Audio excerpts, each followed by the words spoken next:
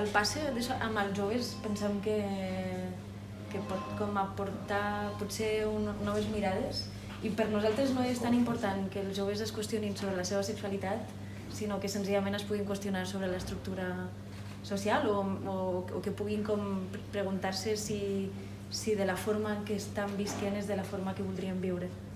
Per nosaltres això ja és suficient, crec, amb aquest documental.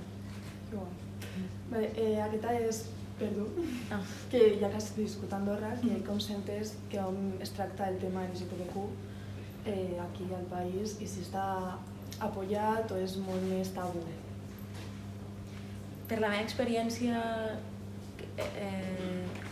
ara ja porto molts anys fora, però com a mínim des que, quan vaig començar a saber que era lesbiana, potser sí que vaig sentir que faltava una mica de referents, perquè no em vaig poder com agafar ni a cap associació ni a cap altra persona que també fos part del col·lectiu, i sí que és veritat que vaig haver de baixar a Barcelona i va ser allà quan per fi vaig poder dir com ai, que bé, aquí ja em puc ser entesa i puc comprendre a mi mateixa més.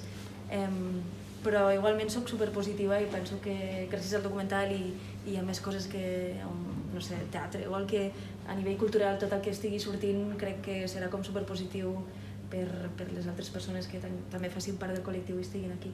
O sigui que hi ha una gran diferència entre Andorra i Espanya, per exemple. Sí, total, sí. Aquí crec que se'n parla menys, així com també l'abort no es pot fer aquí, i molts altres temes crec que a nivell polític també sempre s'ha intentat com evitar o serpentejar una mica, també evidentment amb la presència del bisbe doncs entenc que són temes una mica més complexos, però potser fa part d'una política una mica més covarda en aquest sentit, i jo crec que ara també està canviant i canviarà, llavors sí, és guai, soc com superpositiva en aquest sentit.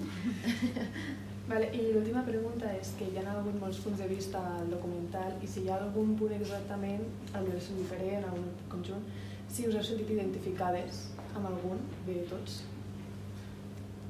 Jo crec que la pluralitat que representen, jo crec que cada una t'hi sents identificada d'alguna manera, no? Perquè és com, et sents superdiferent a cada una d'elles, però sempre hi ha alguna coseta que et creue, que et ressone a la teva història una mica també, no? És com, tant a nivell familiar o social o el que sigui, aquesta part una mica més íntima, no? De totes en treus alguna cosa que dius, ai sí, ai tal, no? Però en cap en concret, jo diria, no sé. O sigui, és com una història, la vostra és molt diferent, no?